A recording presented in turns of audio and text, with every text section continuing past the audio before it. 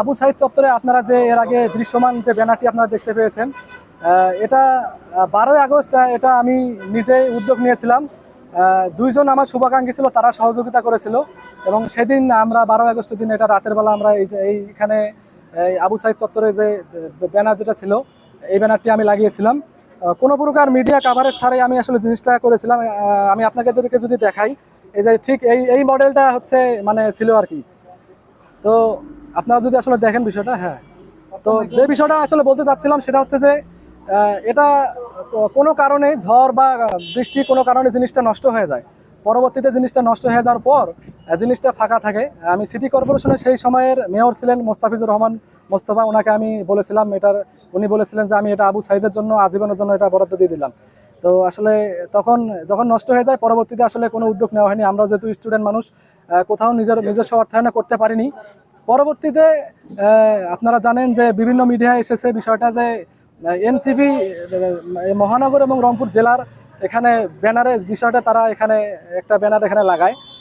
তো সর্বপ্রথম এই বিষয়টা আসলে আমি তাদের সঙ্গে যারা এনসিপির সংগঠক যারা আছে রংপুর মহানগর এবং জেলার, তাদের সঙ্গে কথা বলেছি। তারা বিষয়টি জানায় যে এখানে অনাকাঙ্ক্ষিতভাবে বিষয়টা আসলে নামটা মানে চলে এসেছে এখানে। ফ্যাসিবাদ বিরোধী আন্দোলনের প্রথম শহীদ বেগম রোকেয়া বিশ্ববিদ্যালয়ের ইংরেজি বিভাগের শিক্ষার্থী শহীদ আবু সাইদের যে ব্যানারটি আমাদের পিছনে ছিল, সেটি আগে আবু সাইদের দুহাত প্রসারিত করা একটি ছবি ছিল, যেখানে কোনো রাজনৈতিক ব্যানার ছিল না।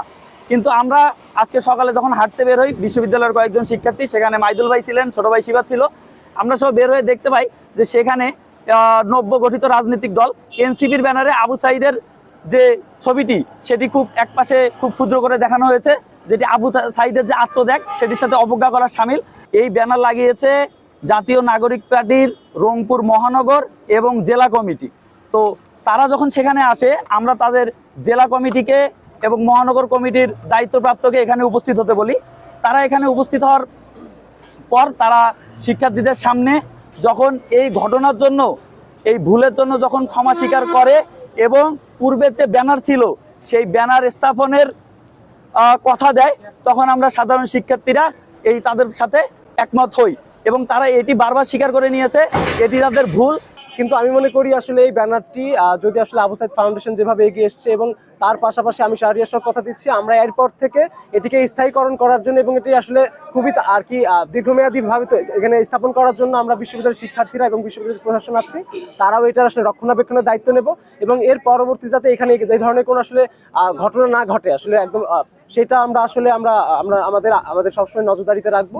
পরে যে এনসিপি দায়িত্ববান ব্যক্তি আছে তাকে আমি ফোন দিই, রংপুর জেলার, ওনাকে ফোন দিয়ে বলি যে ভাই এখানে যে ব্যানারটা লাগানো হচ্ছে আপনার কার কনসার্নে লাগিয়েছেন, আপনাকে আবু সাইদ চত্বর লেখা ছিল সেই এলাকাটাই থাকবে, এখানে তো এটা যে আপনারা লাগাচ্ছেন এটা তো পুরো বেমানানসই, আমরা চাই না আবু সাইদের নাম দিয়ে কোনো রাজনীতি বলছে। ভাই আসলে এটা আমাদের একটা অনিচ্ছাকৃত ভুল, যাকে দায়িত্ব দিয়েছিলাম সে আমাদের কনসার্ন ছাড়া আমাদের ব্যানারটা লাগিয়ে ফেলেছে।